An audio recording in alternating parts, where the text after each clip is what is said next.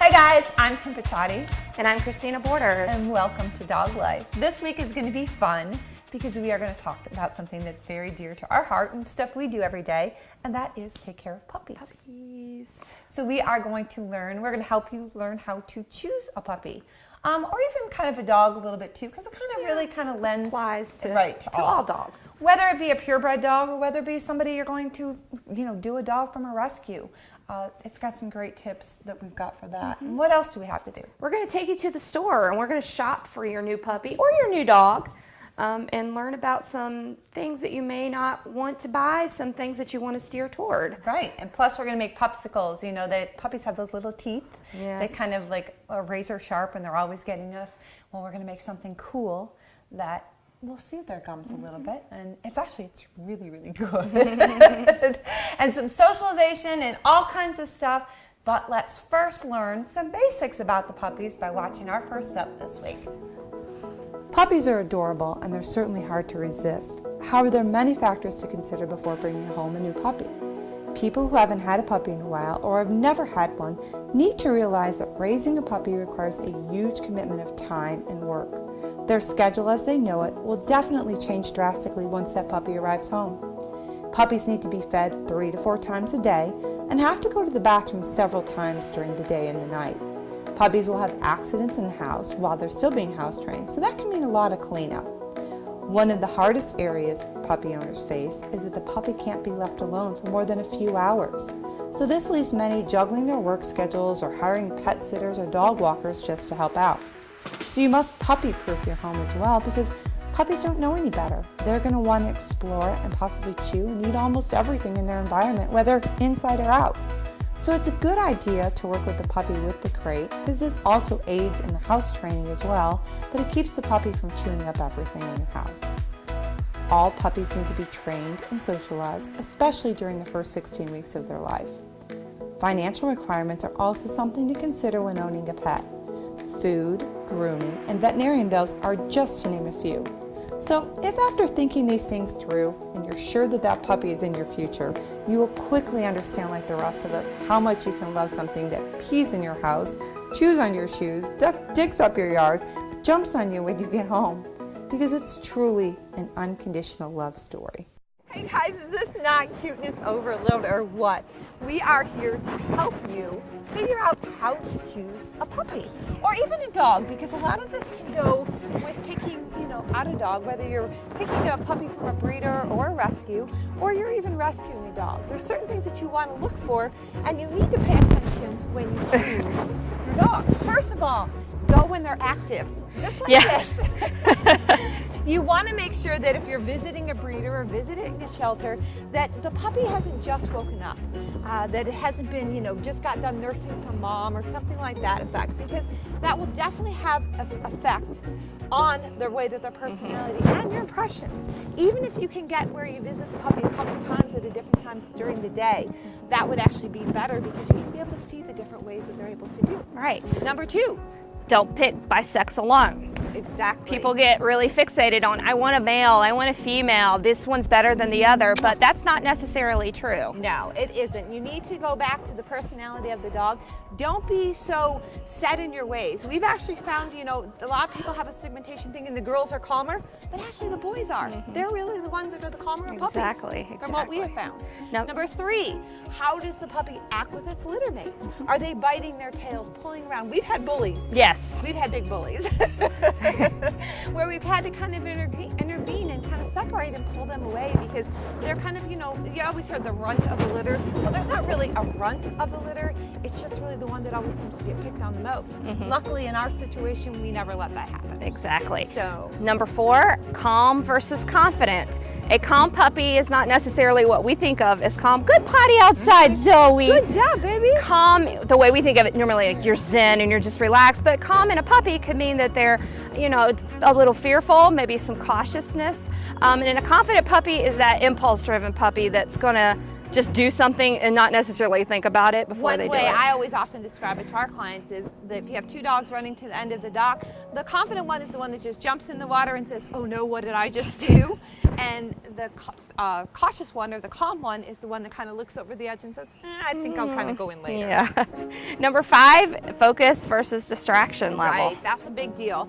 Is the dog focusing on you, or are they distracted over on the other side of the bush here eating all the trees and leaves pine needles and pine sticks, needles and all that they can get? So basically we can say, okay, these are our more focused puppies, and those ones over there are our more distracted puppies in this group. Don't rely on the parents' disposition, number 6. That's another big one, because a lot of people say, oh, I want to see the parents. You know, obviously with a rescue, you're not able to do so. However, the parents really don't have that much input as much as the people around that puppy in that early puppy development. You know, there are some genetic traits that they say that the puppies get from the sire's mother. However, really, parents' disposition really doesn't have too much input on it. Yeah. Number 7, you want to see how the puppies act with different members of your family. Right. It's very important, whether it be men, women, kids, whichever may be. See that and make sure that that puppy's good for everybody, not just one person. Because if it's really just good for one person, then what's going to happen is that puppy will usually just stay bonding with that person. And you want it to be a family affair all the way around. Right. Number 8 is the bounce back. And the bounce back is kind of a little test that we do, where we'll do what we can, make a little bit of noise, maybe, you know, make a pounce on the side, you know, kind of get the puppy a little startled. See how the puppy reacts. Does the puppy take off, or does the puppy kind of be intrigued and see what it is? That helps you determine the personality a little bit as well. Number 9, check out the tail. Very, very important. This thing right here, any dog tells you a lot. Exactly, whether it be straight up, or if it's a little bit fearful, you're going to find that tail tucked underneath. So watch those puppies, see what they're doing, why they're doing it, and that will help you learn, right?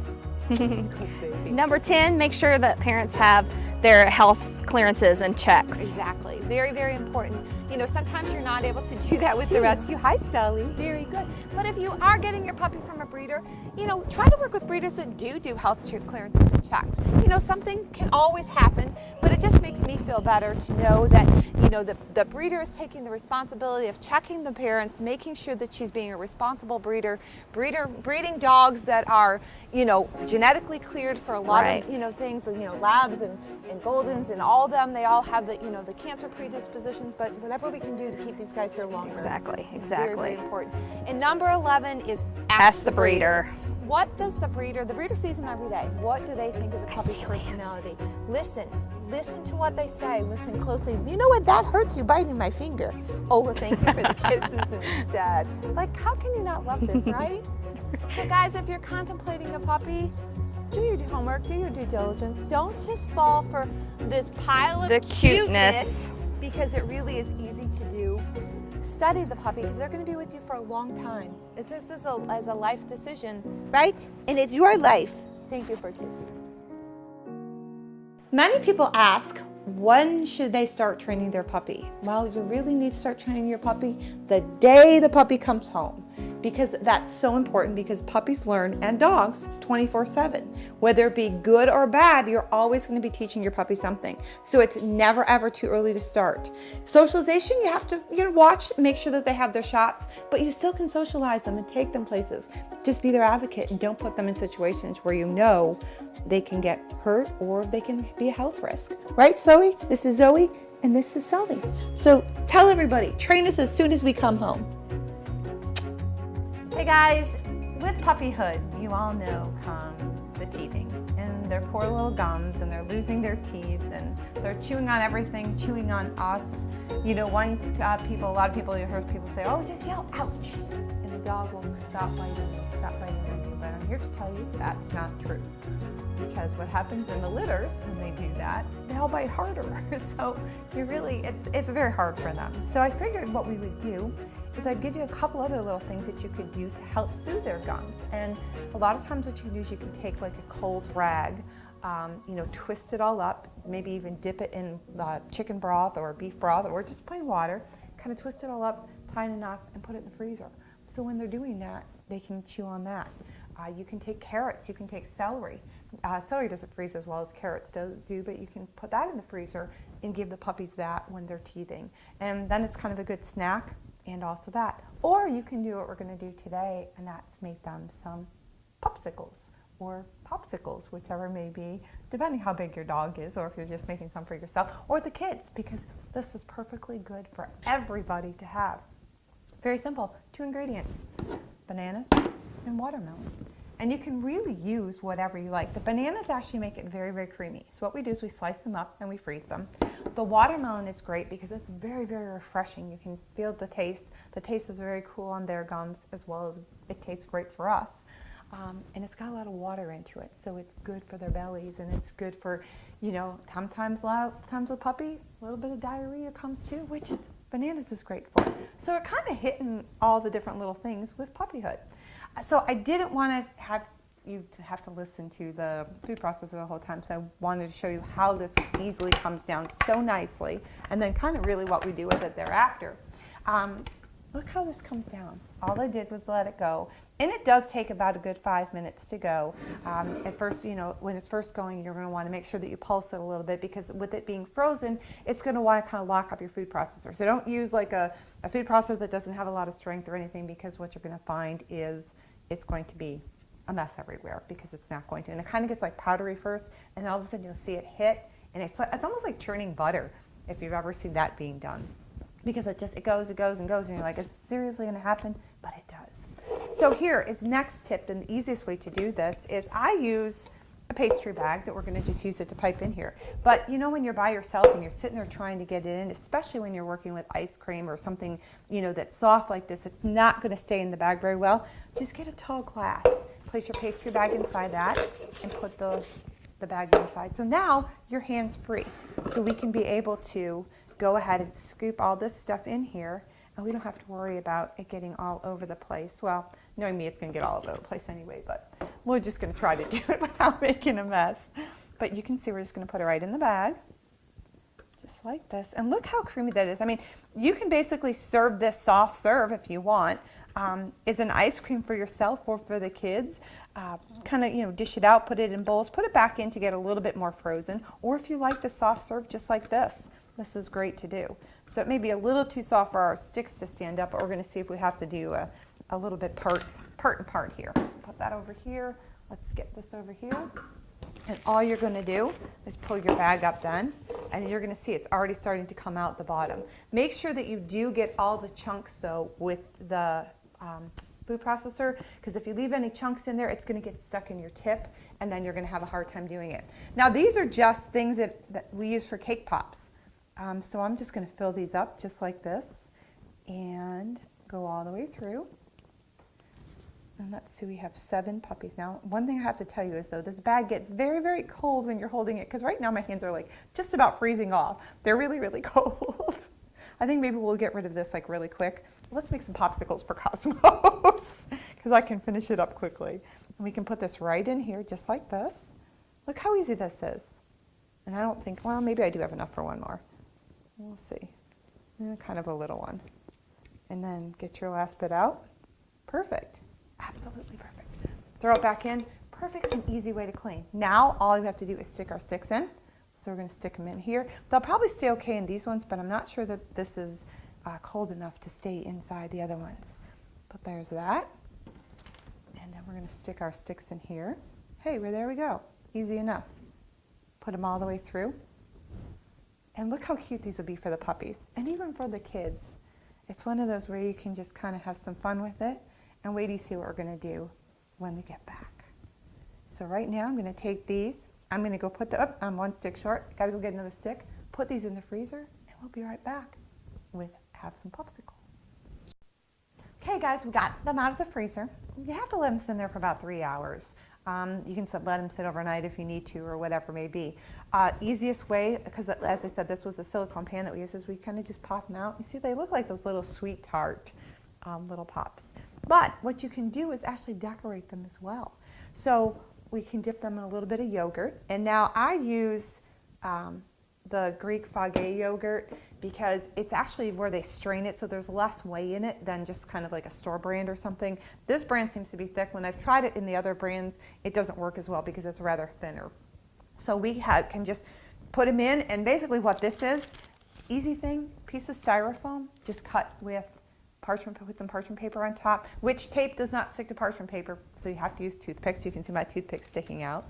So you can put some parchment paper on top and stick the stuff in so it's real easy. We used to do this when I had the bakery. We would make chocolate suckers because everything was dripping and you just need a spot to stick it, or even chocolate covered strawberries. This is a great way to do that as well. So all you do, you turn around and you dip it. There you go. And you can top them with coconut. You can top them with, these are actually freeze-dried strawberries. You can do whatever you want. And then you're just going to kind of go back and you're going to end up refreezing these. And look how easy this is. It's way less costly than going through some of the ice cream stores for the dogs or for your kids. And it's a fun summertime thing to do. And that is our Pupsicles.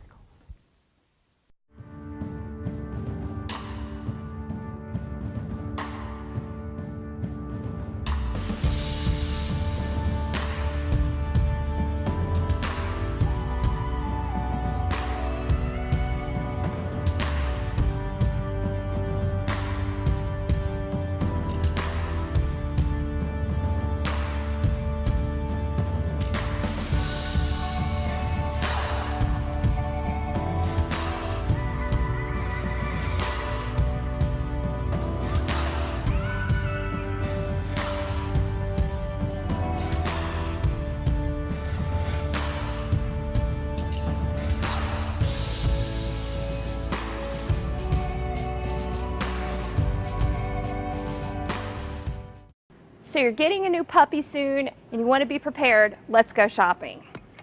One of the first things that you're going to start looking at and for is a leash and a collar. And yeah, they come in lots of fun patterns and different sizes, but what you really want to pay attention to is the weight. You want to go for something very lightweight with a smaller snap. You don't want or need a very heavy leash for a puppy. It's just not ideal. You also want to get a collar that is size appropriate. You don't want to get something thinking, oh, he or she will grow into it. That's just a good way for them to get caught on things. It's just much better to buy size appropriate collars.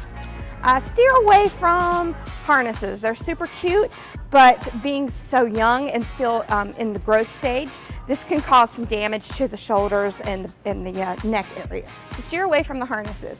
The next thing that you probably want to look for is a crate. So let's go check those out.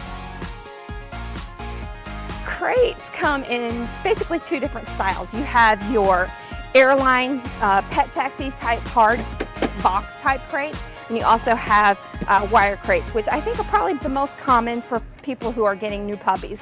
The airline or the box pet taxi style crates could probably get a little bit too hot. They are vented, but the puppies do much better, we think, in wire crates. And basically you want to buy, we're going back to that size appropriate keywords again, buy a size appropriate crate for your puppy. You don't want something that's too big because then they're going to possibly use the bathroom in their crate, and that's just not going to help you when it comes to house training. The next thing that you're most likely going to look for is a dog bed to go in that crate, or maybe not, but a dog bed.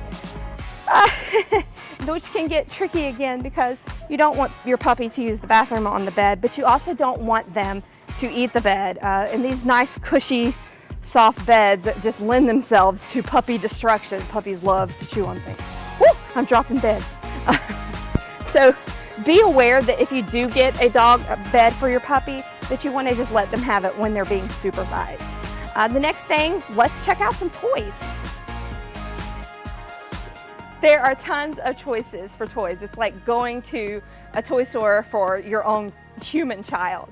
One of the greatest things that you can get for your puppy is a toy that you can stuff with something. A Kong or any type of these stuffable puzzle toys, something that's going to activate their mind, get them chewing and stuff. That's a great stress relief, and it's a good exercise for them mentally and physically. If you want to go the bone route, steer away from the synthetic type bones.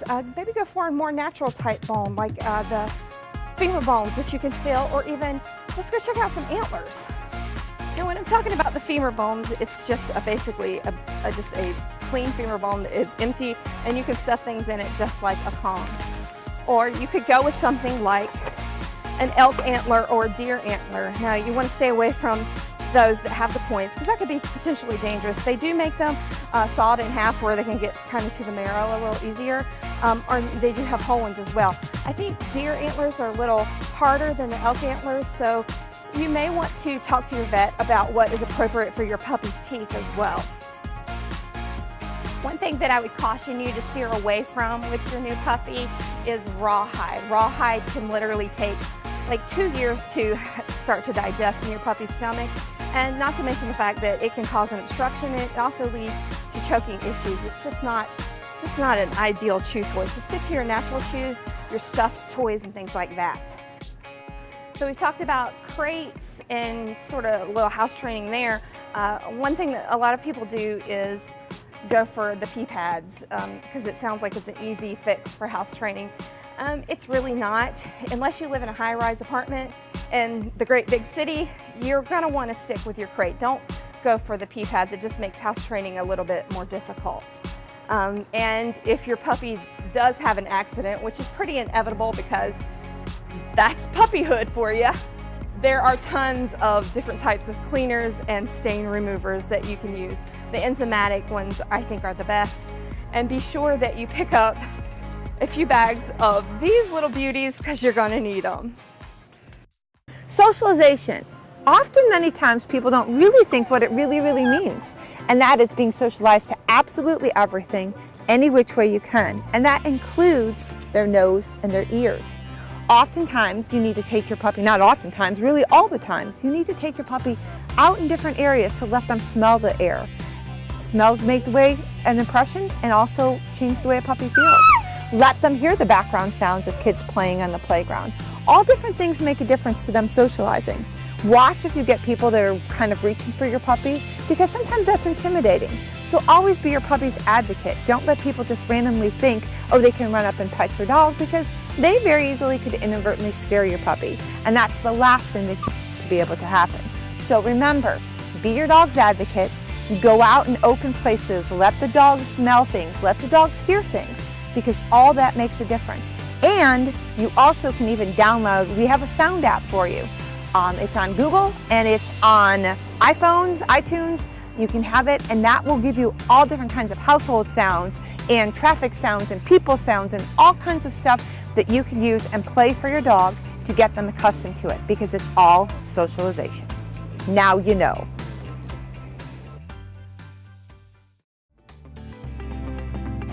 The 3 top ways to get your puppy to learn faster. Number 1, play with your puppy before you train, after you train. Number 2, keep your sessions short. And number 3, when you're done, let them take a little nap. That's when they remember everything you taught them. That's just another Empowered Puppy Bite.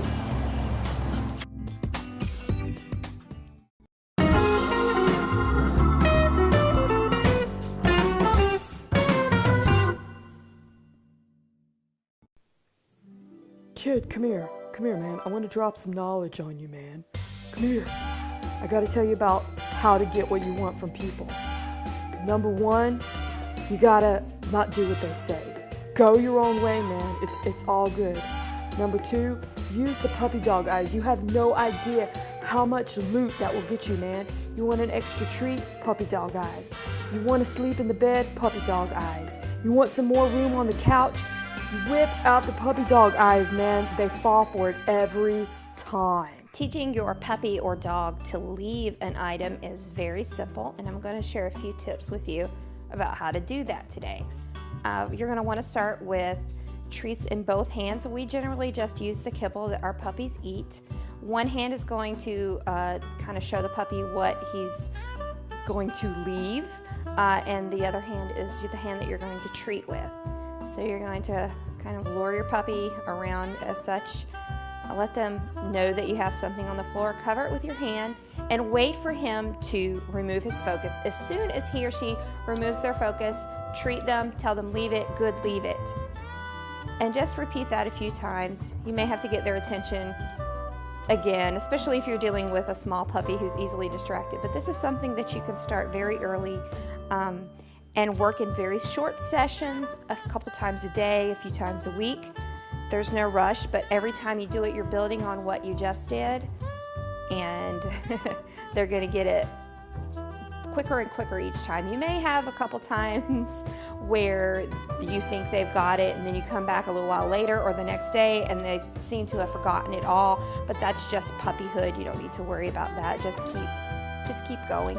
So once your puppy starts becoming pretty proficient with you, having the food covered with your hand and leaving it more quickly, you can start just leaving the food uncovered and asking the puppy to leave it then. And they should start to make the correlation between the words leave it and the reward for actually leaving what's on the floor. And eventually you can substitute treats or kibble for shoes, socks, rocks, sticks, anything that you don't want your puppy to have in their mouth. That's what you want to use the leave it command for. It's super simple to train, super simple for them to learn, and I know you're going to do great at it. Green treasure. Keys, green treasure.